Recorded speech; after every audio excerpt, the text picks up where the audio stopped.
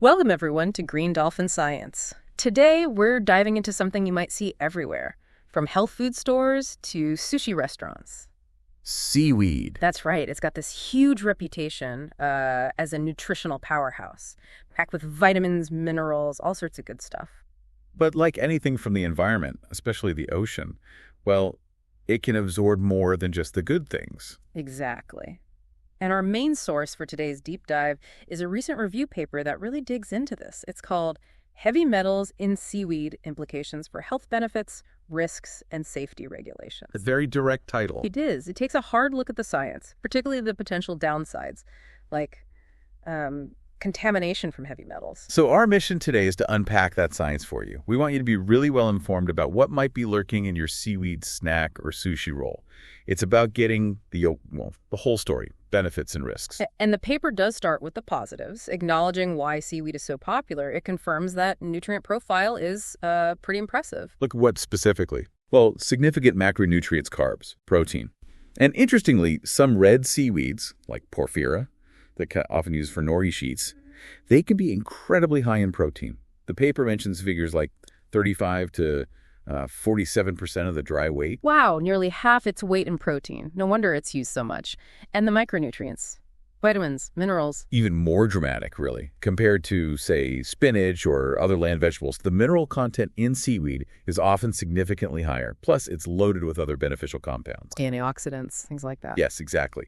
Phenols, flavonoids, tannins, compounds known for fighting oxidative stress, Yeah. and various pigments that are also beneficial. And the paper links these to potential health benefits. It does. It mentions some studies suggesting associations with a lower risk of certain cancers, biliary tract, colorectal, stomach cancer. The thinking is this might be linked to those antioxidant and anti-inflammatory properties we just mentioned. Okay, so the upside is clear. Nutrient-dense, potential protective effects. But then the paper shifts focus, right, to the main concern. Right. It pivots to seaweed's remarkable ability to soak up heavy metals from the seawater. Like a sponge, basically. A very effective sponge, unfortunately. And that includes things we definitely don't want in our food. And heavy metals, just so we're clear, we're talking about elements like arsenic, cadmium. Arsenic, As, cadmium, Cd, lead, Pb, and mercury, Hg. These are the big ones the paper focuses on, and yeah, the WHO flags them as chemicals of public health concern. Serious stuff. How do they mostly get into our bodies? Primarily through ingestion. Eating contaminated food or drinking contaminated water. And the real issue is, once they're in, our bodies aren't great at getting rid of them. They tend to accumulate. Accumulate over time. And that chronic exposure, that's where the health risks come in. Yes. The science is pretty clear on the long-term dangers. Cognitive problems, cardiovascular disease, damage to kidneys and liver, and increased cancer risk.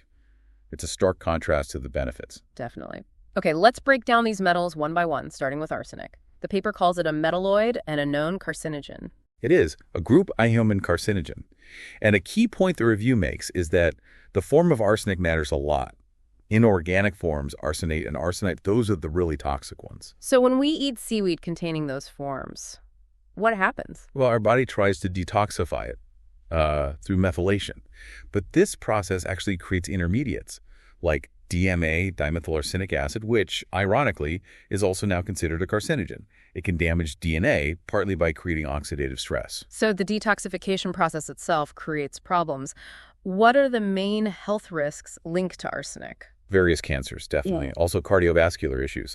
The paper cites links to coronary heart disease and general CVD risk. Some animal studies even showed low levels speeding up plaque formation in arteries. Yeah. And it can affect your blood, causing things like anemia by damaging red blood cells. And the levels found in seaweed, did the paper give numbers? Oh, yeah.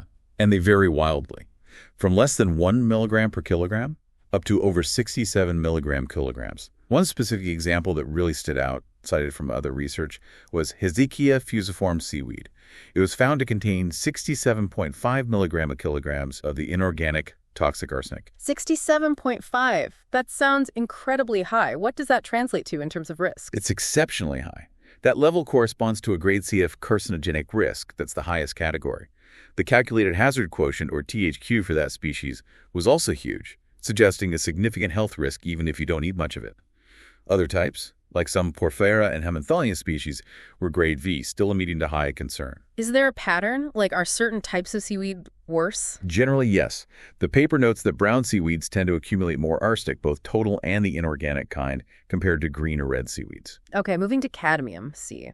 Another group by carcinogen known for brain effects, too. Yes, and cadmium has this really dangerous property, a very, very long biological half-life. The source says over 15 years. 15 years. Yeah. So once it gets into your body, it sticks around for a long, long time, accumulating especially in the kidneys and the brain. How does it damage the brain specifically? It's a known neurotoxin. It can get past the blood-brain barrier. Once inside, it causes oxidative stress, damages neurons, can even kill them. It also messes with brain chemistry. The review mentions it can lower acetylcholine, which is crucial for memory, and it interferes with calcium signaling, which neurons rely on. Is there direct evidence linking cadmium in people to cognitive problems? The paper cited a study from China. They found that doubling the cadmium level in urine was associated with something like a 37 to 46% higher chance of cognitive impairment. That's a pretty strong link. Significant. And cardiovascular risks? Absolutely. A relative risk of 1.29 for coronary heart disease. And here's a really alarming point. Among these four metals, cadmium had the highest relative risk for stroke at 1.73. Wow, 1.73, that really jumps out. What about levels in seaweed? Again, highly variable, often much higher in seaweed from polluted areas. The paper gives an example of Codium tragile seaweed found with 32.8 milligrams per kilogram, dry weight. How does that 32.8 compare to, say, safety limits? Well, it's tricky because limits vary. But the EU limit for food supplements is 3.0 milligene kilograms, but that's on a wet weight basis. Dry weight concentration is always higher, so converting isn't straightforward. But that 32.8 dry weight figure is certainly high and suggests some seaweeds could easily exceed limits like the EU's. Right, the dry versus wet weight difference is important. Okay, let's shift to lead, PBU. This one gets a lot of attention, especially regarding kids. And rightly so. The paper really hammers this home. Lead is harmful even at very low exposure levels. That's why agencies like the CDC keep lowering the acceptable blood lead level. And crucially for children, the science says there's no safe level of exposure.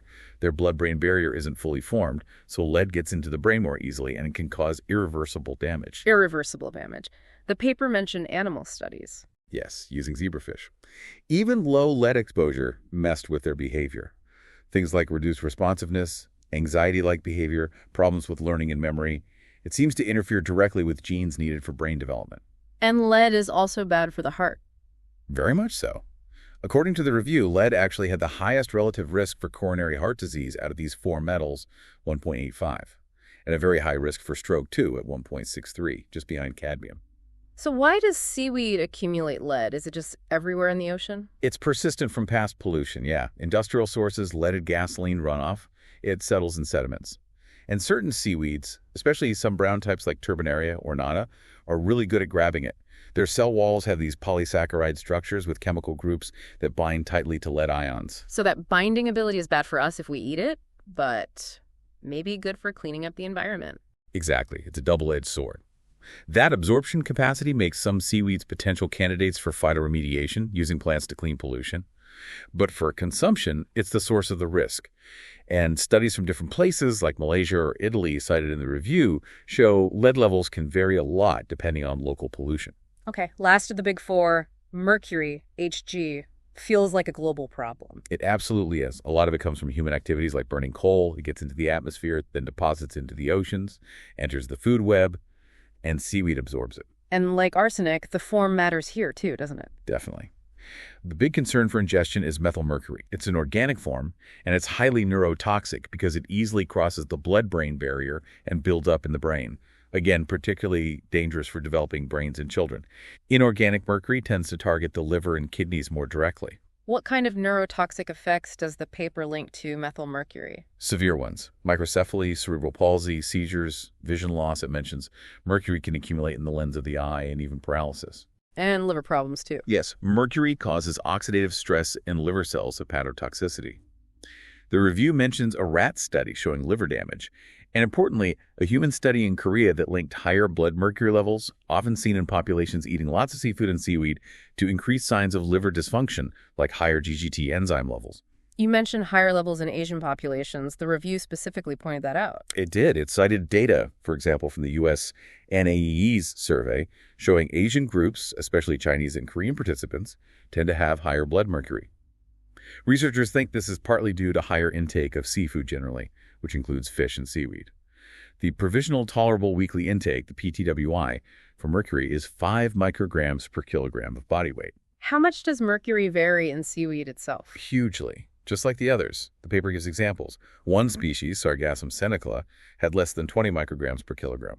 But some enteromorphous species were found with levels up to 336 micrograms per kilogram. Wow, that's an enormous range. It is. And that massive variability makes it really, really difficult to estimate someone's actual dietary exposure risk, just based on how much seaweed they eat in general. So arsenic, cadmium, lead, mercury, they all have their specific targets, but do they work in similar ways at a basic cellular level? There are common themes, yeah. The paper summarizes it well. A big one is generating excessive reactive oxygen and nitrogen species, ROS and RNS. Basically, oxidative stress. This damages vital stuff like DNA, proteins, cell membranes. Oxidative stress. Okay. They also interfere with essential minerals the body needs, like competing with calcium, which messes up cell signaling. And as we've seen, they cause direct damage to key organs, brain, heart, liver, kidneys. It sounds quite alarming laid out like that. But didn't the review also mention some studies suggesting the risk might be low at current consumption levels? I think Bangladesh and Korea were mentioned. Yes, and that's a really important point of nuance. Some studies, using calculations like hazard quotients based on specific samples and estimated intakes, did conclude the risk might be relatively low. But, and this is a huge but stressed in the review, those findings have to be taken with extreme caution. Why?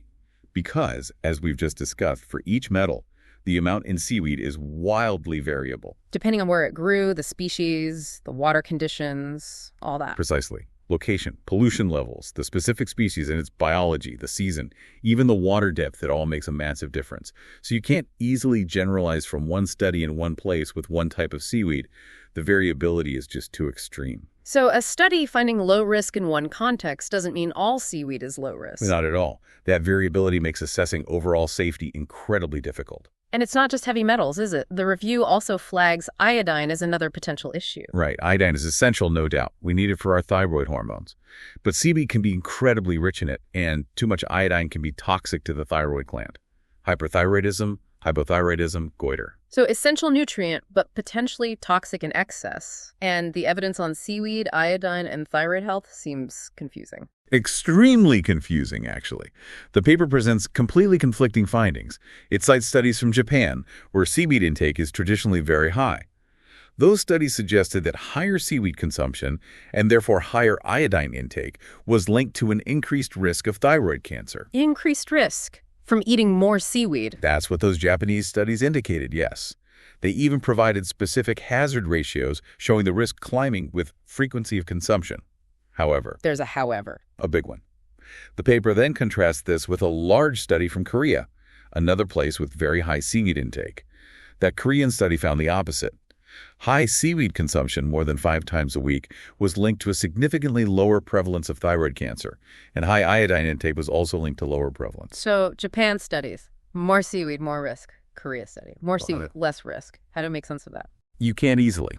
Not yet. And that's exactly the review's point. These conflicting results really highlight the need for much more research.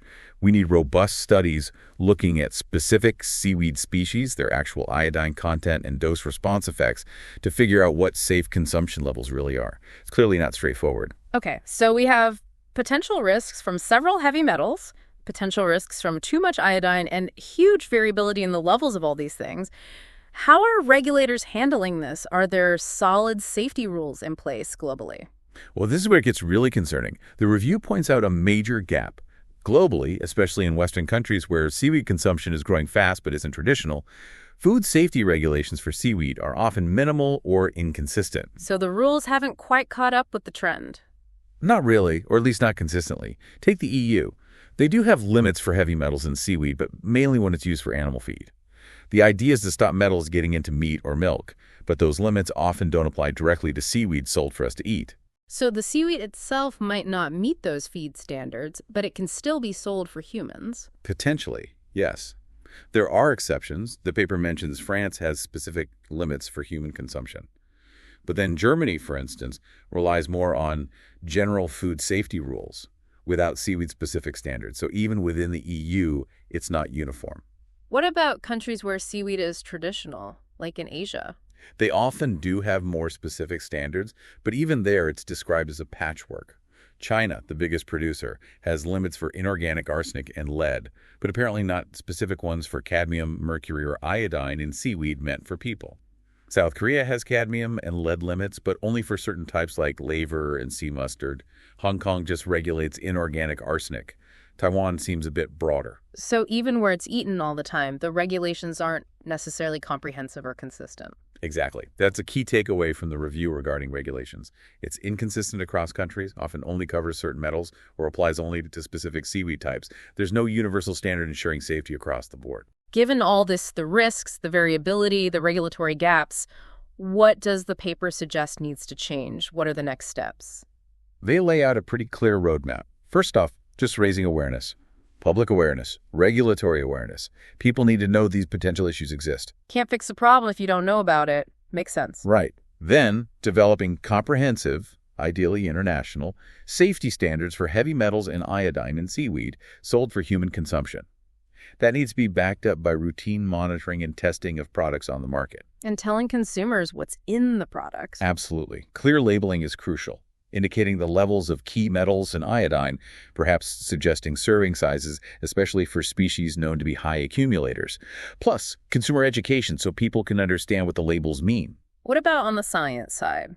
Or finding ways to make seaweed safer? Yeah, more research is needed, particularly on bioavailability, how much of these metals we actually absorb from seaweed when we eat it.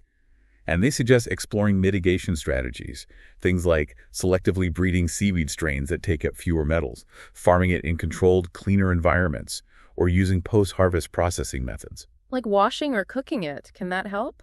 Some studies suggest things like boiling or soaking can indeed reduce the metal content, so processing techniques could be part of the solution. That's definitely an area needing more research. Okay, let's try to wrap this up. This deep dive, guided by this review paper, really paints a complex picture. Seaweed definitely offers nutritional pluses, but these potential risks from heavy metals, arsenic, cadmium, lead, mercury, and maybe iodine too, they're significant and can't just be brushed aside. Absolutely. These metals pose documented risks, backed by science, showing how they damage cells and links to serious health issues like cancer and neurotoxicity. It's not theoretical. And the crucial point seems to be that the systems we rely on to protect us, regulations, testing, are currently patchy, inconsistent, and maybe insufficient, especially globally. This leaves consumers in a tough spot. It really does. You have this image of a healthy superfood colliding with the realities of environmental pollution and lagging safety oversight. It really makes you think, given this huge variability, how much metal content can change based on where seaweed is from and what type it is, and without universal standards or widespread testing. How can you, listening right now, really know the risk level of the seaweed product you're buying? What questions should you even be asking about its source, about whether it's been tested, about how it was processed? That's definitely something to chew on next time you see seaweed on the menu or the shelf. Indeed. The review makes it clear that a lot more work is needed, from researchers, regulators, and maybe the industry itself, to give consumers the information they need to enjoy seaweed's benefits safely.